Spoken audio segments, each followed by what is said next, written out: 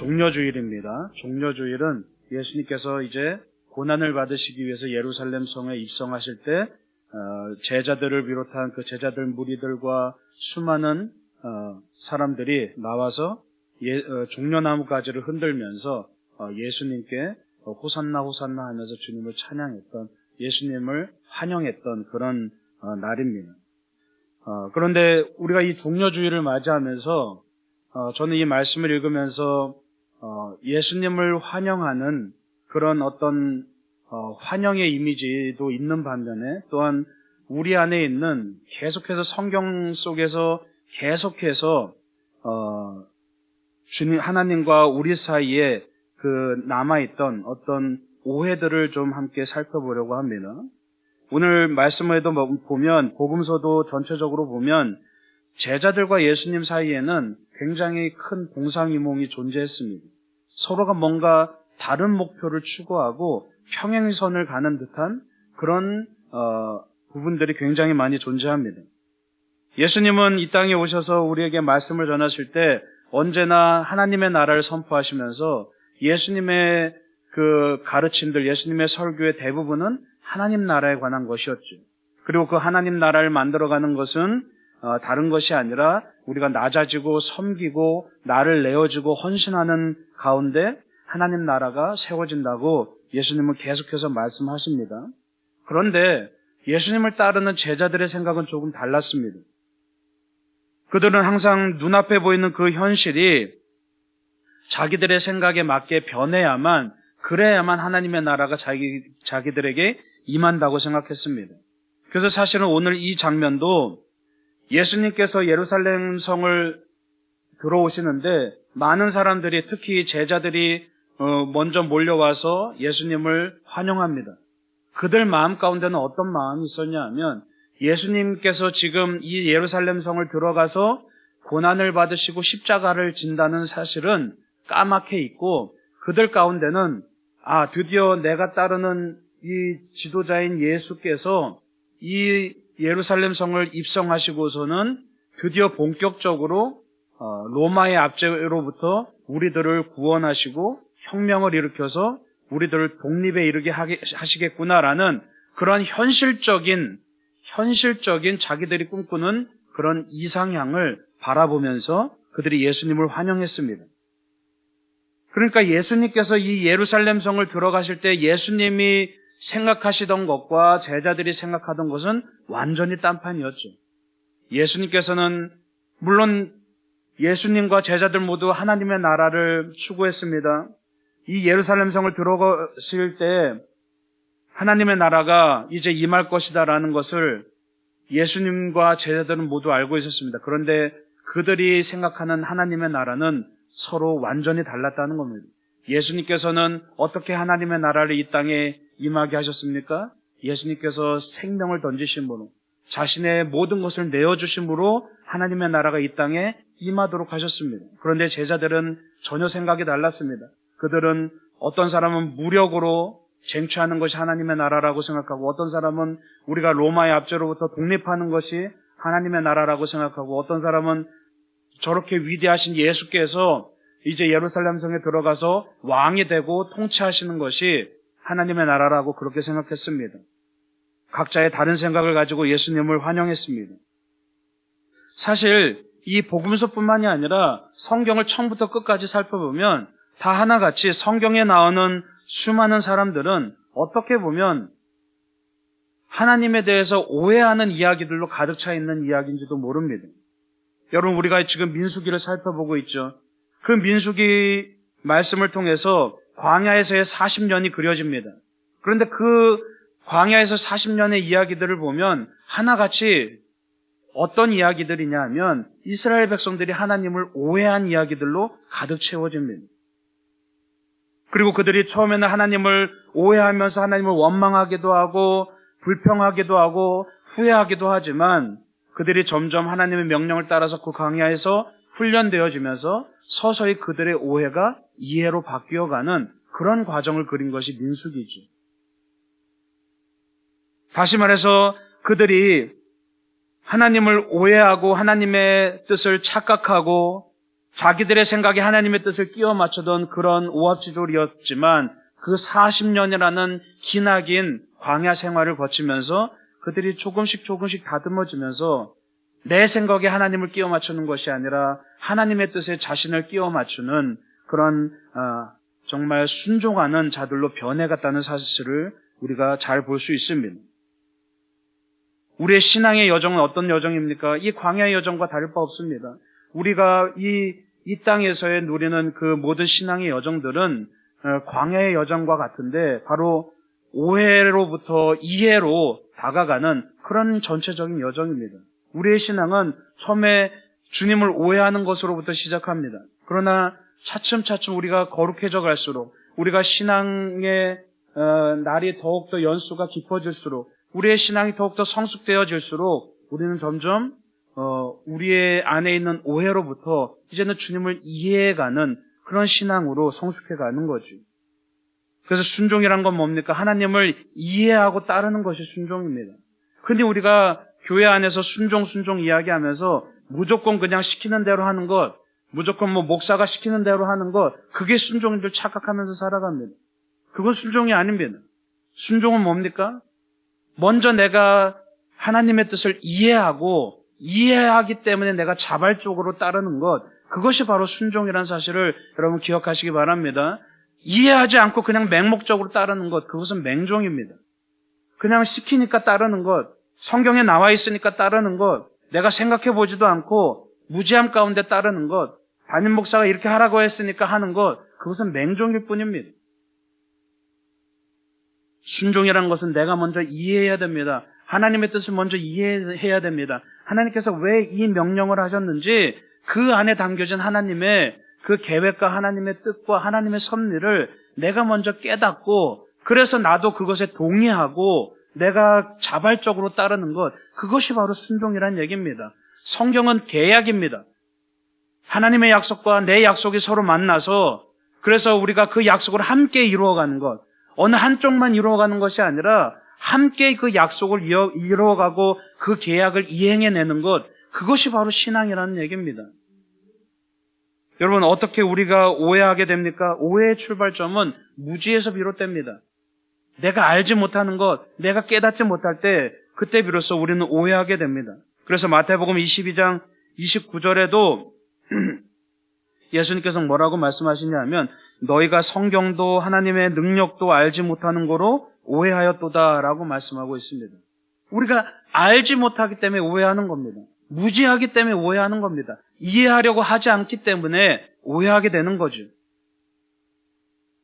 여러분, 오늘 말씀해 보면 이스라엘 백성들이, 그 유대인들이, 또 예수님의 제자들이 주님에 대해서 오해하는 장면들이 몇 가지가 나옵니다. 먼저 예수님에 대해서 오해하죠. 수많은 사람들이 예수님이 예루살렘에 입성한다는 그 소식을 듣고 드디어 때가 왔다고 생각합니다. 그런데 그들은 예수님이 생각하는 때와는 전혀 다른 때였죠. 드디어 우리가 예수님을 왕으로 앉혀서 로마로부터 독립을 해서 혁명을 이루어내자. 그러면 우리가 생각하는 그 하나님의 나라, 우리가 생각하는 그 뜻, 우리가 생각하는 그 목적이 이루어질 것이다라고 생각합니다. 그런데 여러분, 예수님은 어떻게 하셨습니까? 오늘 말씀을 보면 예수님께서 예루살렘 성을 들어가시면서 우리가 잘 알듯이 어린 나귀 새끼를 데려오라고 말씀하십니다. 개선 장군처럼 행진하시려면, 이 땅의 왕으로 등극하시려면 멋진 말을 한 마리 빌려서 그걸 타고 멋지게 입성하셔야 되지. 아니면 말은 아니더라도 나귀라 하더라도 좀 커다란 나귀를 타고 입성하셔야죠. 그런데 주님께서는 누구도 타지 않은 아주 어린 나귀 새끼. 왜 누구도 타지 않은 것이라고 이야기합니까? 너무 작아서 볼품없어서 아직은 사람이 탈만하지 않은 그런 나귀 새끼를 끌어다가 거기에 앉으십니다. 여러분 상상해 보십시오. 여기 앞에 있는 화면을 보십시오. 얼마나 볼품없고 얼마나 엉뚱합니까? 얼마나 우습습니까? 예수님은 지금 예루살렘 성을 가시면서 수많은 사람들이 도열해 있는데 예수님 스스로 엉뚱하고 볼품없고 보잘것없는 모습을 택하시고 올라가십니다. 왜 나귀였습니까? 바로 멍에를 매는 짐승, 짐을 지는 짐승, 그 나귀를 타셨습니다. 예수님께서 스스로 짐이 되셨습니다.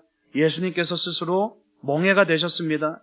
예수님께서 스스로 우리의 모든 죄를 짊어지시고 그 짐을 지고 어디로 가시는 겁니까? 그 왕의 자리로 나아가시는 것이 아니라, 궁전으로 나아가시는 것이 아니라 골고다의 십자가로 나아가십니다.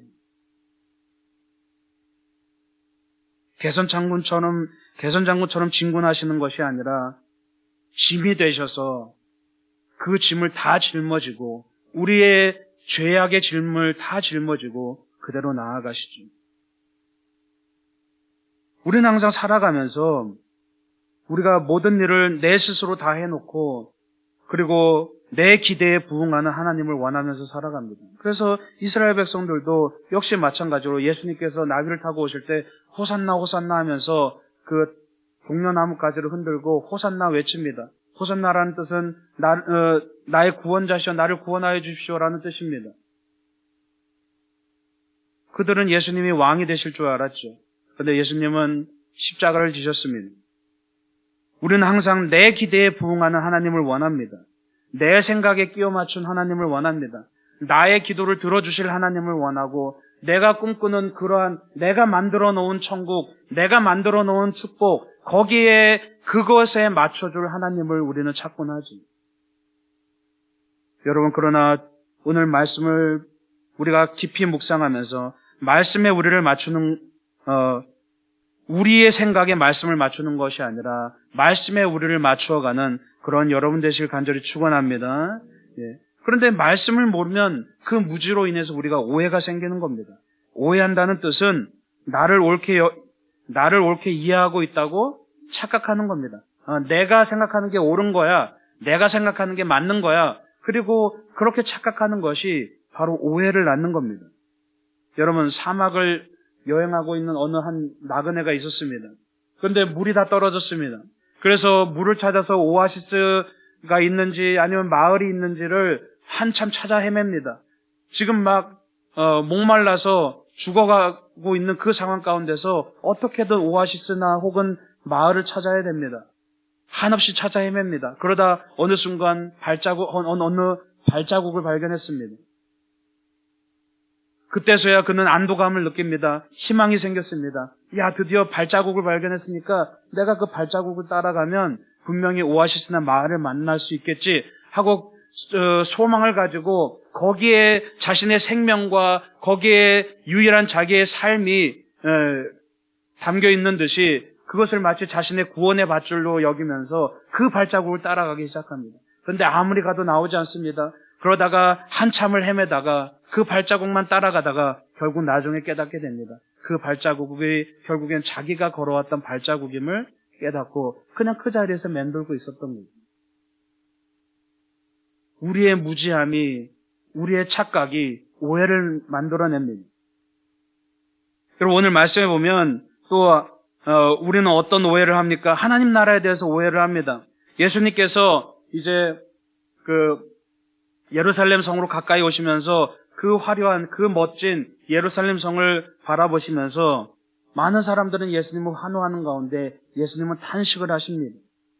예수님은 예루살렘 성을 바라보시면서 눈물을 흘리십니다.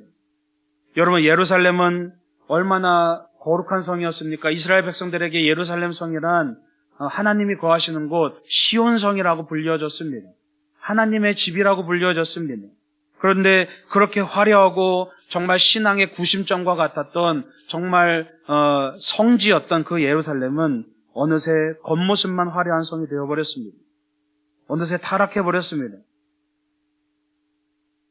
우리가 살아가는 가운데 겉으로 화려하고 거룩한 모습을 갖춘다고 해서 그 사람이 거룩한 것만은 아닙니다. 우리가 겉으로 많은 것을 갖추고 꾸미려고 합니다. 특히나 요즘에는 얼마나 우리가 외적으로 많이 꾸미려고 합니까? 그리고 그것으로 내 존재를 드러내려고 합니다. 예, 우리 교회도 마찬가지입니다. 우리 교회가 얼마나 멋지게 커지면 얼마나 좋겠습니까? 다른 사람들한테 자랑도 하고 우리 교회 이렇게 부흥했습니다. 우리도 당당하게 신앙생활하고 얼마나 멋지겠습니까?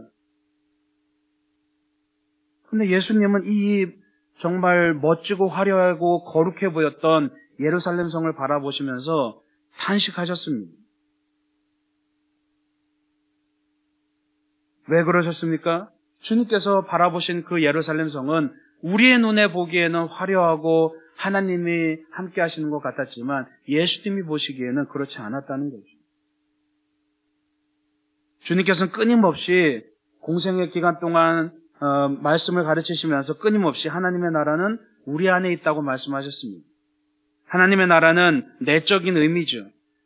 하나님의 통치를 받는 바로 그것이 하나님의 나라라고 말씀하고 있습니다. 다시 말해서 내가 내 삶 가운데 하나님의 통치를 받고 있다면, 내가 내 삶 가운데 주님을 따르고 있다면 바로 거기가 하나님의 나라라는 얘기입니다. 무슨 얘기입니까? 내가 거룩한 사람이 되어질 때 비로소 하나님의 나라가 내게 임한다는 사실입니다. 우리가 거룩해지기 위해서는 내 안에 하나님이 주인이 되시고, 그래서 하나님께서 내 삶을 통치하셔야 됩니다. 내 삶을 이끄셔야 됩니다. 내가 하나님을 잘 이해하고 하나님의 뜻이 어떤지를 깨달아야만, 그래야만 하나님께서 내 삶 가운데 하나님의 나라를 주시겠다고 말씀하시는 겁니다. 나는 내 마음대로 살아도 우리 교회가 신앙이 좋으면, 우리 교회가 부흥하면 하나님의 나라가 임하겠지, 그거 아니라는 얘기입니다. 내 앞에 놓여진 상황이 아무리 괴롭고 힘들지라도 내가 하나님 앞에, 내가 하나님을 올바로 이해하고 하나님을 깨닫고 내가 하나님 앞에 거룩한 사람으로 살아가면, 바로 오늘 내가 이 하루의 일상 가운데서 내가 하나님 앞에 바로 서려고 애쓴다면 바로 거기가 하나님의 나라라는 것을 여러분 기억하시기 바랍니다. 그래서 주님께서는 그 멋진 예루살렘 성을 바라보시면서 탄식하시는 겁니다. 여러분, 세 번째로 오늘 말씀해 보면 하나님을 믿는 그 제자들과 수많은 사람들이 하나님과의 관계에 대해서 오해하는 장면이 나옵니다. 오늘 45절부터 보면 유대인들은 계속되는 그 제사가 반복되면서 자기들 나름대로 효율적인 방법들을 찾아냅니다. 여러분 생각해 보십시오. 그 제사법을 다 따르면서 제사를 지킨다면 너무나 힘들고 어렵습니다. 흠없는 어린 양, 흠없는 비둘기, 그것들을 어디서 구합니까? 그래서 효율적인 방법들을 찾아내기 시작합니다. 많은 장사꾼들이 성전 앞에 모이기 시작합니다. 그래서 거기서 정말 잘 가꾸어진 재물들을 팔기 시작합니다. 그러면 어떻게 합니까? 이제 제사를 드리러 오는 유대인들은 멀리서부터 흠없는 짐승들을, 재물들을 가지고 오려고 낑낑대고 애쓰는 것이 아니라 그냥 예루살렘까지 와서 거기서 돈을 주고 사면 그것으로 끝나는 겁니다. 얼마나 편리합니까? 예물을 드릴 때도 성전세로 바꾸어서, 미리부터 바꾸어서 잘 준비해서 가져와야 되는데 그럴 필요 없습니다. 거기 환전상이 있습니다. 그냥 예루살렘 성전 앞에 와서 거기서 그냥 환전해서 드리면 그냥 그만입니다. 그들이 효율적인 방법들을 찾아내고 더 편리한 방법들을 찾아내면서 그들은 그들 가운데 그냥 의식만 지켜내면, 형식만 지켜내면 하나님께서 나를 귀하게 받아주시겠지, 이 제사를 드리는 이 모든 규율과 형식들, 이 조건들만 잘 맞춰가면 하나님께서 나를 기쁘게 여기시겠지라는 착각을 하면서 살았다는 얘기입니다. 그들에게 하나님과의 인격적인 관계는 없었습니다. 그냥 주어진 의무만 잘 지키면 하나님께서 나를 귀하게 여기시겠지라는 그런 생각들만 가득했습니다. 그런데 여러분, 우리 하나님은 어떤 하나님입니까? 인격적인 하나님입니다. 인격적인 하나님이란 뜻이 무슨 말입니까? 어려운 말이 아닙니다. 우리와 함께 하고 싶으신 하나님이란 얘기입니다. 우리와 삶을 나누고 싶으신 하나님이란 얘기입니다. 하나님이 원하시는 예배는, 진짜 예배는 뭐냐 하면 이런 의식들과 예식들이 아니라 우리와 삶을 함께 나누고 싶으시다는 얘기입니다. 그래서 우리와 삶을 나누고 싶으셔서 예수님께서 자신의 삶을 들이신 겁니다. 이 십자가는 뭘 이야기하는 겁니까? 나도 너희들과 함께 삶을 나누고 싶어. 나도 너희들과 함께 가까이 하고 싶어. 나도 너희들 곁으로 가까이 가고 싶어. 너희들 하루하루의 일상 가운데 나도 함께 동행하고 싶어. 그 얘기를 하고 싶으시다는 얘기입니다. 주님은 우리와 소통하길 원하시고 우리의 삶을 나누고 싶으시는 인격적인 분입니다. 근데 우리는 자꾸만 하나님을 자꾸 우리의 일상에서 밀어내곤 하죠. 자꾸만 하나님을 교회에 가두어 버립니다. 자꾸만 하나님을 우리의 절기에 가두어 버립니다. 자꾸만 하나님을 우리의 특별한 행사에 가두어 버립니다. 저는 개인적으로 교회에서 어떤 특별한 행사하는 것을 개인적으로는 별로 좋아하지 않습니다. 자꾸만 우리가 하나님을 특별한 절기나 특별한 행사에 가두어 버립니다. 그때만 열심히 합니다. 그때만 하나님을 찾습니다. 그리고 정작 12시가 되어서 예배가 끝나고 세상으로 나가면 정작 하나님을 온데간데 없습니다. 주님은 주일 11시만 우리를 찾으시는 것이 아니라 주일 11시에만 우리와 함께 동행하길 원하시는 것이 아니라 언제나 날마다 순간순간마다 우리와 삶을 나누길 원하시는데 자꾸만 우리는 특별한 순간만 하나님을 찾으려고 합니다. 좋죠. 멋지죠. 특별한 행사를 만들고 특별한 기도회를 만들고 특별한 절기를 만들어서 우리 함께 모여서 으쌰으쌰 하면 좋죠. 우리가 보기엔 좋습니다. 그런데 하나님이 보시기에 하나님께서 원하시는 것은 어떤 특별한 때만 나를 찾는 것이 아니라 날마다 찾기를 원하신다는 사실을 여러분 기억하시기 바랍니다. 우리의 계약은 주일 11시에만 유효한 것이 아닙니다. 우리가 하나님과 맺은 계약은 언제나 24시간 365일 우리가 숨쉬는 그 순간순간마다 유효하다는 것을 여러분 기억하시기 바랍니다. 우리의 삶을 내어드려야 됩니다. 내 삶의 자리를 내어드려야 됩니다. 오늘 내가 살아가면서 내가 직장에 있든 어디에 있든 내가 숨을 쉬고 있는 그 순간에 내 마음의 한 자리를 주님께 내어드려야 됩니다. 여러분 헌신이란 게 뭡니까? 헌신이란 것은 나로 가득했던 내 삶을 주님께 내어드리는 것을 말합니다. 교회에서 열심히 봉사하고 그런 것도 헌신이지만 정말 더 큰 헌신은 내 삶의 자리를 내어드리는 겁니다. 하나님 오늘도 나와 함께 하시고 하나님 오늘도 나와 동행하시고 하나님 오늘도 내 생각을 공유하여 주시고 그냥 내 생각으로만 가득 찬 삶이 아니라 하나님과 내 생각을 공유하고 하나님과 내 삶을 나누고 하나님께 내 삶을 내어드리는 것, 그게 진짜 헌신이라는 사실이죠. 여러분, 성경에 보면 하나님께서는 끊임없이 우리 인간들과 수많은 오해와 싸우셨습니다. 우리가 자꾸만 오해하는 이유는 자꾸만 우리가 위에 서려고 하기 때문입니다. 내 생각과 판단과 내 행동이 하나님보다 위에 서려고 할 때 우리는 하나님을 오해하게 됩니다. 내 생각에 하나님을 깨어 맞추고 내 삶의 라이프 스타일에 하나님을 끼워 맞추고 내가 원하는 그 그림에 하나님을 끼워 맞추려고 할 때 우리가 바로 그게 십계명을 어기는 일이 되지. 주의 이름을 망령되이 일컫는 일이 되어버립니다.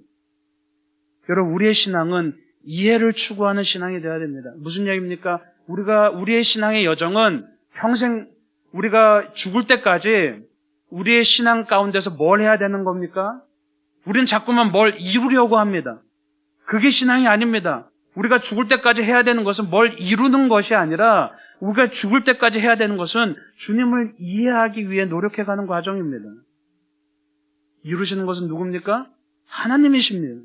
자꾸 왜 우리가 뭘 이루려고 합니까? 우리는 하나님을 이해하면 되는 겁니다. 하나님을 깨달으면 되는 겁니다. 그러면 주님께서 이루시는 겁니다. 정말 우리가 하루하루의 삶 가운데서 겉으로 드러나는 의식에 집중하기보다는 내 삶 가운데서 주님께 마음을 내어주는 그런 연습을 하는 여러분이 되었으면 좋겠습니다. 날마다 여러분의 마음을 내어주십시오. 제가 날마다 여러분이 하건 하지 않건 말씀 묵상을 강조하는 이유가 뭡니까? 제가 여러분들이 읽거나 읽지 않건 매일마다 말씀 카드를 만드는 이유는 뭡니까? 딴 게 아닙니다. 여러분의 삶을 주님께 내어주고 주님과 함께 공유하시라는 겁니다. 누군가 친해지려면 마음을 주는 것부터 시작하죠. 하나님과도 마찬가지입니다. 우리가 평생 가운데 평생의 우리 신앙의 여정이 하나님과 친해지는 과정인데 하나님과 친해지려면 여러분 주일 11시만 하나님께 마음을 내어주는 것이 아니라 여러분이 길을 걷던 운전을 하건 여러분이 일을 하건 하나님께 여러분의 마음을 내어주시는 그런 여러분 되셨으면 좋겠습니다. 그게 바로 영성입니다. 신앙의 여정은 주님을 깨달아가는 과정입니다. 우리가 뭘 이루어가는 과정이 아닙니다. 우리가 주님을 이해하면 이해할수록 주님께서 이루어 주신다는 사실을 여러분 기억하시기 바랍니다. 그래서 우리의 삶 가운데 자꾸만 내 생각을 정해놓고 하나님을 거기에 끼워 맞추면서 하나님을 오해하는 것이 아니라 오히려 정말 내 삶을 주님께 드리고 내 마음을 주님께 드리고 내 삶을, 내 생각을 주님과 공유하면서 날마다 순간순간마다 주님과 함께 하나님의 나라를 만들어가는 그런 여러분 되시길 간절히 축원합니다. 기도하겠습니다.